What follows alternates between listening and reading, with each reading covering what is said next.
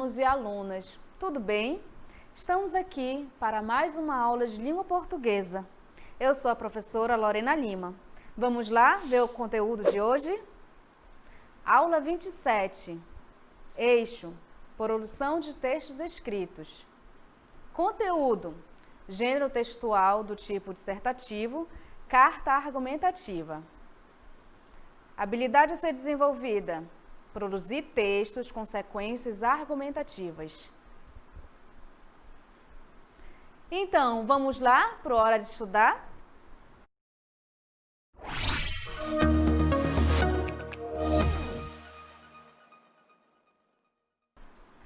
A aula de hoje abordará carta argumentativa. Deixa eu fazer uma pergunta para vocês.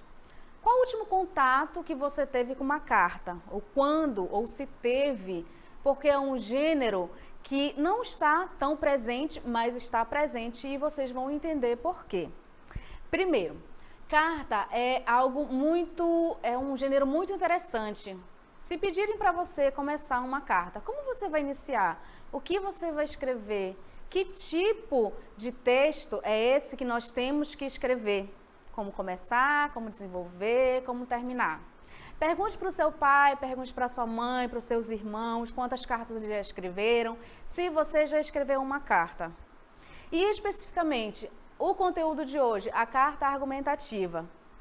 Que gênero é esse? O que fazer? Como fazer? Vamos ver no quadro como é esse gênero? Primeiro, a carta argumentativa, como o próprio nome diz, é a mistura aí de dois gêneros.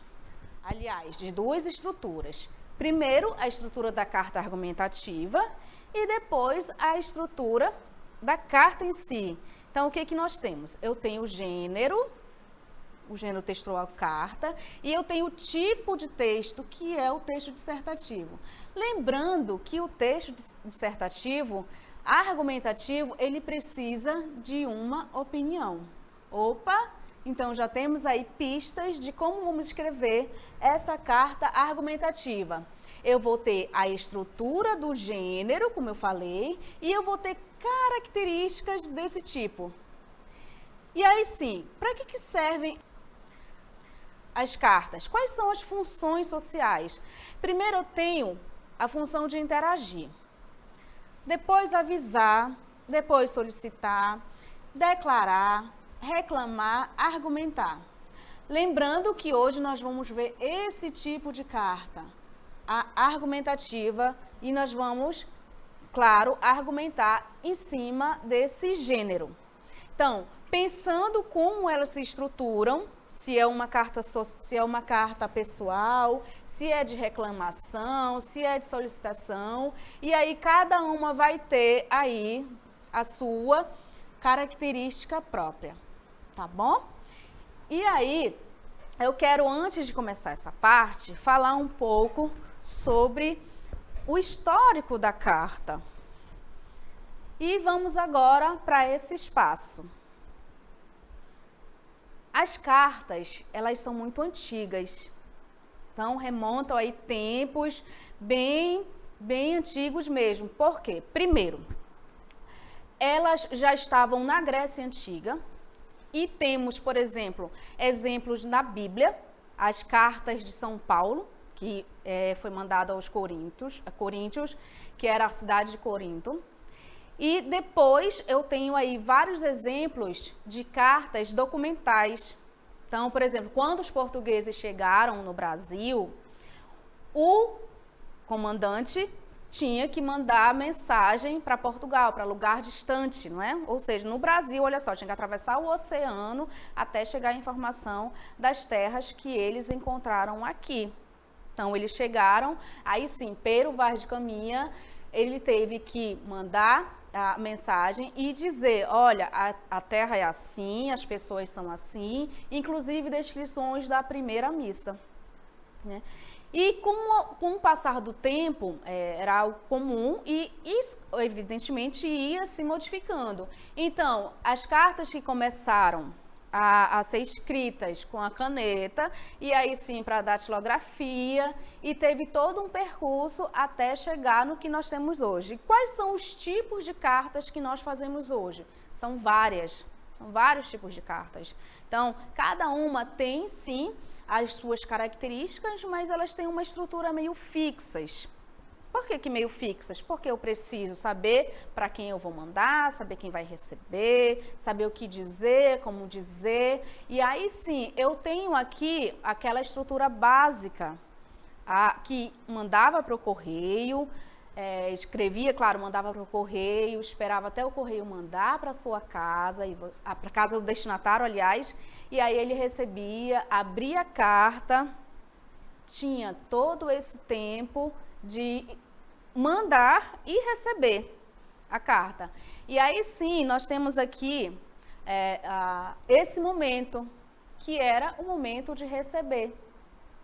Aí sim, era outra emoção, um outro contexto. E a partir daí, o que nós temos? Nós temos uma modificação dessa estrutura. Por quê? Porque eu chego nos tempos atuais e tenho a tecnologia interferindo aí. Então, todo esse processo de escrever a carta, de levar para o correio, da pessoa receber, veio tudo para onde? Se concentrou no computador. Ou seja, aquelas cartas antigas se transformaram em e-mails eletrônicos. Ainda há, sim, estruturas fixas nesses e-mails, mas o básico é exatamente o que é da carta e que foi se modificando ao longo do tempo. Vamos ver agora na cartela. Primeiro, eu tenho aí duas situações. A carta pessoal e a carta não pessoal. Por que pessoal? Porque são as cartas mais íntimas, que depende muito das pessoas que estão envolvidas, e a não pessoal. Primeiro, qual é o objetivo? Eu tenho na carta pessoal, por exemplo, contar fatos, dar notícias. Quando estão distantes, antigamente era assim, mandava notícias contando os fatos. E eu também poderia, e posso ainda, declarar sentimentos. Por que não? Já que é uma carta pessoal. E ainda fazer confidências. Então, a linguagem dessa carta, ela vai depender o quê? Dessa relação com o destinatário, ou seja, quanto mais próximo, mais eu tenho intimidade de falar, né? Quanto mais próximo da pessoa. Quanto mais distanciado, eu tenho o quê? Não pessoal. Quais são os gêneros aqui? Quais são as funções, aliás? Eu tenho como comunicar situações sobre trabalho e comércio. Por que eu digo que a linguagem depende das pessoas envolvidas? Porque dependendo vai ser mais não pessoal ou mais pessoal. Isso significa que eu tenho uma linguagem aqui mais ou menos formal na pessoal, mais ou menos espontânea, olha aqui, mais ou menos espontânea. Opa, deixa eu apagar aqui rapidinho. Mais ou menos afetiva, isso, mais ou menos espontânea, porque depende de quem você vai mandar. Mais ou menos afetiva, porque vai depender da relação que você tem com a pessoa. E mais ou menos objetiva. Então, se você for falar, querida Adriana, estou com saudade de você. Você não vai usar a mesma linguagem numa carta comercial ou de trabalho. Por quê? Porque lá é mais formal, não é? Eu tenho aqui mais formal, menos espontânea, são outras relações aqui. Outra relação. Aí, menos afetiva, menos emocional. Ou seja, eu tenho aí que considerar o distanciamento de trabalho de patrão, de empregado, de cliente e assim por diante. E obviamente, ela vai ser mais objetiva, tá?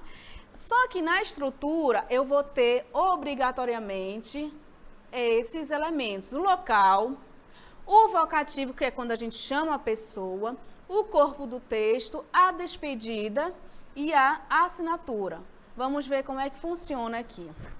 Primeiro, nessa carta argumentativa, o que eu vou ter de mais importante? O ponto de vista.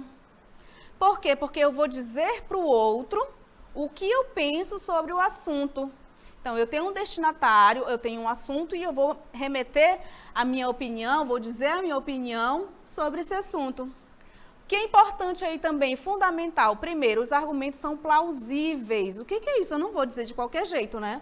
Eu preciso criar estratégias para eu dizer por A ou mais B, justificar os meus argumentos.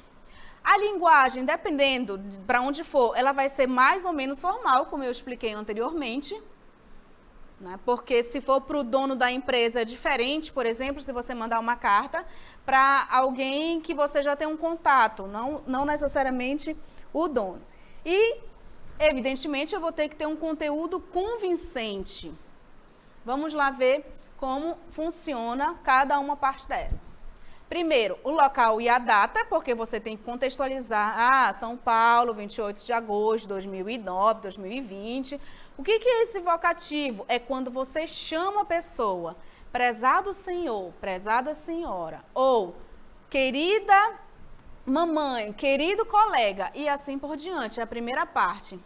E depois daí eu vou ter a estrutura de um tipo dissertativo, com introdução, desenvolvimento e conclusão, e partindo para a finalização, tá bom? E como vai ficar organizado isso? Dessa forma. Com início, que é exatamente aqui a data e a hora, tá marcado, bem aqui, data e hora. O chamamento, quando a gente chama a pessoa, o vocativo que falamos, e o corpo do texto. O corpo do texto é tudo isso. A despedida e algumas cartas argumentativas, elas podem ter a assinatura ou só as iniciais. Sem problema, só as primeiras letras do nome, tá bom? Olha essa carta que eu trouxe para vocês. É de um amazonense que escreveu para um rapaz que desenvolve jogos. Mas antes disso, deixa eu falar uma coisa para vocês. É interessante observar que a carta argumentativa ela tem exatamente esse objetivo, de expressar opinião para o outro, né? Dizer, argumentar o que não concorda, o que não concorda, a partir daí se colocar na linguagem diante de alguma situação. Por quê? Porque é um instrumento muito importante para a sociedade. Então, para quem que você pode mandar, para quem que nós podemos mandar uma carta? Podemos mandar uma carta para o governador, para as instituições, para vários órgãos da sociedade, dizendo os nossos incômodos. Olha, enquanto cidadão, eu não concordo com isso, por isso, por isso, por isso. De forma respeitosa, de forma... claro, formal, considerando aí os interlocutores, quem está envolvido, e principalmente argumentando sobre determinado assunto. E aí a gente vai continuar nessa carta e vai ver qual é o posicionamento do autor diante dos jogos. Vamos lá para a tela. Manaus, 26 de agosto de 2020. Prezado Rafael Silva, meu nome é Adriano Soares, tenho 13 anos e moro no Amazonas. Além de estudar, gosto muito de jogos eletrônicos e depois de conversar com meus amigos, assim como receber incentivo dos meus pais, venho expor minha opinião sobre a última atualização do e-game. Por isso fiz questão de escrever diretamente a quem pensou e desenvolveu o jogo. Primeiramente, os jogos elaborados pela G-Company são muito bons. A equipe brasileira, da qual você faz parte, cria produtos atrativos e divertidos. Talvez por isso eu tenha me decepcionado um pouco com a simplicidade do novo Wii Game 3+. Para iniciantes, o jogo pode parecer interessante, mas para quem conhece e já está acostumado com a estrutura do game, identifica rapidamente que ele não apresenta mais desafios. Ou seja, os cenários são repetitivos e as missões são bem limitadas. E você sabe como é importante prender a atenção dos jogadores em cada fase, não é mesmo? Outro fator a ser mencionado é a falta de interação entre os jogadores, pois essa nova versão limitou a quantidade de pessoas jogando ao mesmo tempo. E, para piorar, cancelaram o áudio. Além disso, antes era possível convidar amigos via redes sociais. Agora é preciso criar uma sala e enviar uma senha. No final, parece que você está jogando com estranhos. Sei que não é uma área fácil e não quero que minha visão seja levada para o lado pessoal, uma vez que meu objetivo é contribuir com a melhoria e dinâmica do produto. Há outras situações pontuais que prefiro deixar para uma outra oportunidade. Vou ficando por aqui. Grato pela atenção, Adriano Soares. Olha o que é interessante. Um jogador de game, ele se sentiu incomodado, não gostou da nova versão e ele mandou uma carta argumentativa diretamente para quem desenvolveu. Então, ele não mandou para a empresa, ele não mandou para o dono da empresa, ele mandou para quem era. E aí nós conseguimos identificar umas marcas interessantes. Vamos analisar cada parte da carta, tá bom? Vamos lá na tela. Vou voltar aqui. Primeiro, Manaus, 26 de agosto de 2020. Olha aqui o local, data e local. Depois, prezado Rafael Silva. Se fosse para outro remetente, ele teria que usar um outro vocativo, um outro chamamento aqui. Aí sim, ele contextualiza, meu nome é Adriano, toda essa parte aqui, e ele já começa a dizer por que ele está escrevendo. Então, eu venho expor minha opinião, olha só que interessante, minha opinião sobre a última atualização. E ele fez uma escolha de escrever diretamente para quem pensou e desenvolveu o jogo. E aí sim, primeiro, olha só, o primeiro argumento dele. Aí ele vai dizer que os programas desenvolvidos por essa companhia, por essa empresa, são divertidos. E se coloca aqui, talvez por isso, que ele tenha se decepcionado com a nova versão, com a simplicidade do e-game 3+.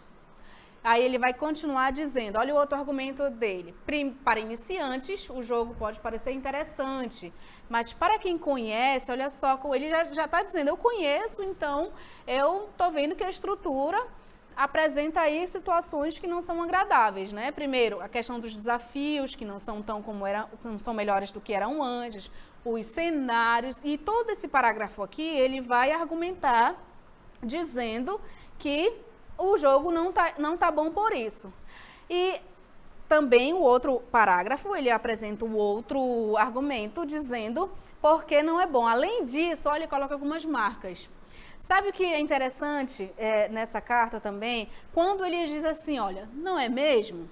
É uma marca de interlocução. Ele pergunta, você não acha isso? Você não concorda comigo? Está tentando convencê-lo de que a visão dele é importante e é necessário ser considerado. E aí sim, nesse parágrafo aqui, ele consegue, digamos assim, dizer, olha, não leve a mal, mas é uma tentativa de contribuir. Então, é uma carta muito interessante nesse sentido. Aí ele vai finalizando, grato pela atenção na despedida e a assinatura. E nós temos aí uma carta argumentativa de um rapaz que não gostou de um jogo da nova versão. Então, viram como o rapaz terminou a carta, viram como ele se posicionou, como ele chamou a atenção do desenvolvedor de games. Ele disse, olha, o game não é bom por isso, a outra versão era melhor, eu quero contribuir. E assim ele se posicionou diante da nova versão do game. Agora nós vamos para a hora do exercitando, tá? Tem esse momento aí para vocês resolverem as duas questões que eu separei.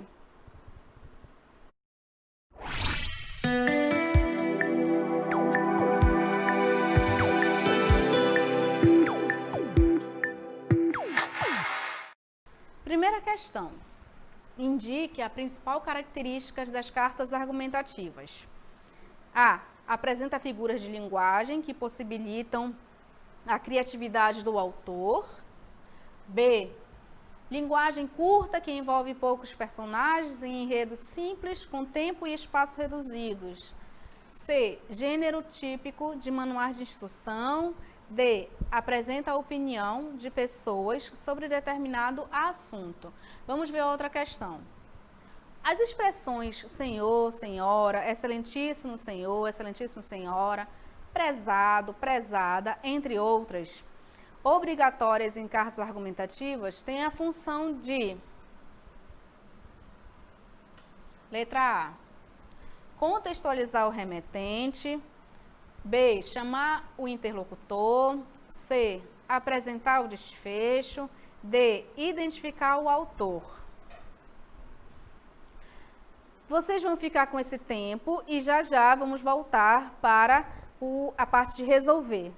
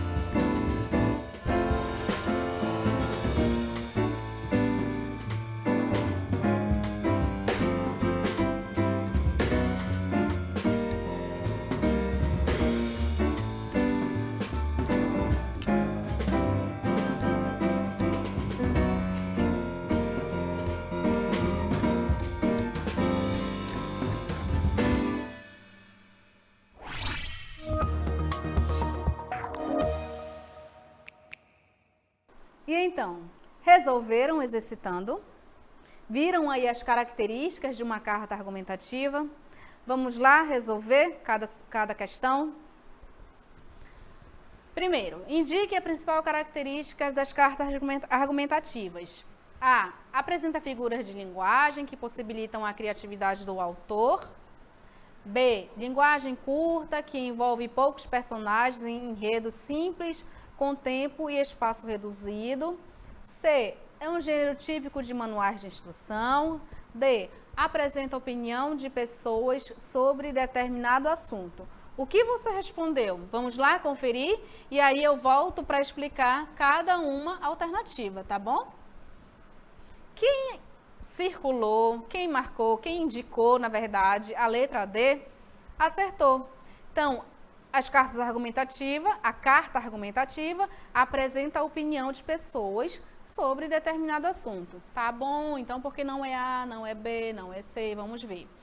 Primeiro, o que apresenta figuras de linguagem, gente, é a linguagem da poesia. Por quê? Porque lá o autor ele tem uma criatividade poética, ele consegue ter uma liberdade maior para escrever sobre determinado assunto, considerando vários fatores, subjetividade, considerando a questão da estética, da linguagem, que é totalmente diferente quando você precisa argumentar, que é totalmente diferente do tipo dissertativo. Por que não é a B? Por que não é uma linguagem curta, que envolve poucos personagens, em enredos simples, com tempo e espaço reduzido? Nós estamos falando aqui, ó, personagens, enredos, tempo e espaço. Nós estamos falando de um tipo de texto que é o narrativo. Eu tenho toda uma historinha que passa num cenário, que tem personagem, que tem um fato, um acontecimento, né, dentro de tempo e espaço reduzido. Está aparecendo muito aqui em contos. Contos têm essa estrutura, aliás, essas características. Porque não é um gênero típico de manuais de instrução. Totalmente diferente, né? O próprio nome já diz, manuais de instruções eles servem para fazer com que o outro faça alguma coisa. Nos ensina a montar algo, a fazer algo, inclusive mudar comportamento. Então, não é típico, esse gênero típico de manuais de instrução não é apropriado para carta argumentativa. E ficou somente o quê? Como eu falei para vocês, a letra D. Por quê? Porque a carta argumentativa ela precisa da opinião das pessoas, lembrando, bem argumentados, bem sinalizado. Tá bom? Vamos ver a outra questão. Primeiro, as expressões senhor, senhora, excelentíssimo senhor, senhora, prezado, prezada, entre outras, obrigatórias em cartas argumentativas, têm a função de quê? Lembrem-se que são partes da estrutura das cartas. Então, serve para contextualizar, para chamar a atenção, para apresentar o desfecho ou para identificar o autor. Bora lá, o que você respondeu? Bora ver se confere. Serve exatamente para chamar o interlocutor. Por quê? Porque, hora ou outra, eu preciso dizer, mostrar com quem eu estou falando. Então, eu digo, prezado senhor, olha só, eu já começo assim, dependendo de quem for, se for um cargo alto na sociedade, eu vou ter que usar excelentíssimo senhor, né? Aí depende de quanto com quem você vai falar. Ou prezado ou prezada, senhora, senhor, e assim por diante. E poderia ser, numa carta mais pessoal, dizer, querida mamãe, querido amigo, e mostrar, deixar marcas mais afetivas, que não é o caso daqui, né? Então, ela não serve para contextualizar. Contextualizar é quando você coloca a data. Ela não apresenta o desfecho, já que eu começo falando com alguém, a parte do vocativo. E também, ela não identifica o autor. Por quê? Porque o autor é quem escreve e ele vai estar mandando para alguém. Para que ela serve? Ela chama atenção, né? Ela chama o interlocutor. Então, é um emissor que está chamando o receptor, aliás, o interlocutor. Acertaram as questões? Acharam interessante? Viram como é que funciona, como é que está estruturada a carta argumentativa? E agora nós vamos para o resumo do conteúdo.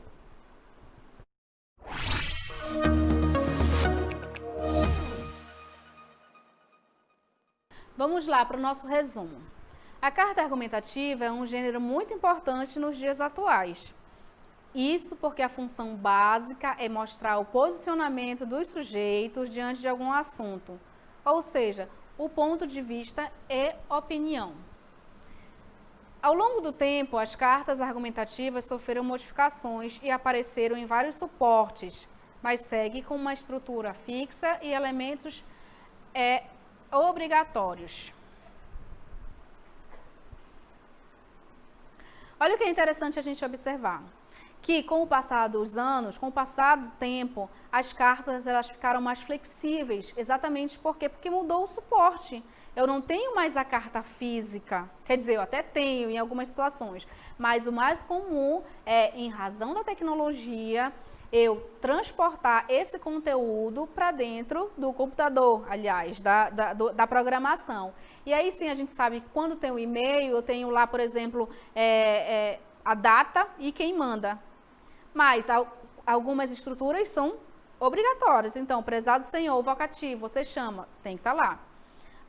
O desenvolvimento, os argumentos e, claro, quem assinou.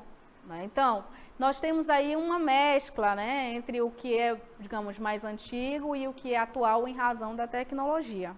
Tá? E é, como eu disse para vocês, um instrumento muito importante.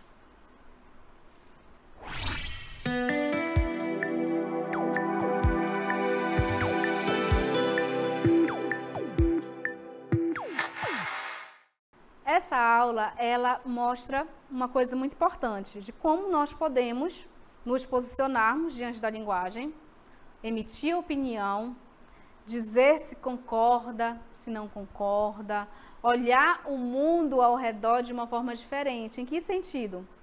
A sociedade precisa de cidadãos críticos. E a carta argumentativa, ela é sim uma oportunidade de você questionar um representante municipal, estadual, o presidente da República, instituições federais, municipais, de todas as esferas. E aí sim, a partir daí, pesquisar, buscar argumentos e dizer por que você não concorda com determinada situação. É possível fazer isso, nós temos que fazer um exercício importante pensando na coletividade. E também no individual, que vocês viram que a carta que nós analisamos, ela é de um rapaz que queria dizer para quem desenvolveu o jogo que não estava legal aquela versão. Então, ele escreveu, ele disse por quê, ele falou, comparou como era o anterior, como é agora o atual, e disse que só quer colaborar. É importante esse posicionamento. Quem recebeu pode ter feito a leitura, olha que interessante, isso é importante ter essa resposta. E isso numa forma individual. Pensando numa coletividade também. Por quê? Porque quando a gente pensa na coletividade, é a sociedade em geral. Então, você pode muito bem usar o recurso da linguagem, elaborar um texto bem interessante, pedir ajuda do professor, dos mais velhos, e do seu pai, da sua mãe, quem estiver ao seu redor, e sim, mandar uma carta para quem você tem interesse de emitir opinião. Lembrando da estrutura, quem vai receber, quem vai mandar, qual o contexto, quais são as formas de tratamento, como eu vou chamar essa pessoa? Prezado senhor, senhor, senhora, excelentíssimo senhor, excelentíssima senhora, querido, querida, fica muito pessoal, então não cabe numa carta argumentativa, assim como outras marcas que a gente escreve numa carta para alguém que a gente conhece. Então tem que pensar esse distanciamento e principalmente como usar a linguagem, se é mais formal, se é menos formal, se eu estou usando um vocabulário adequado. Então tudo depende de uma orientação escrita, né? E eu já falei em outra oportunidade, comunicação escrita é diferente da oralidade. Então a gente tem que observar isso aí. Muito obrigada pela atenção e voltamos na próxima aula.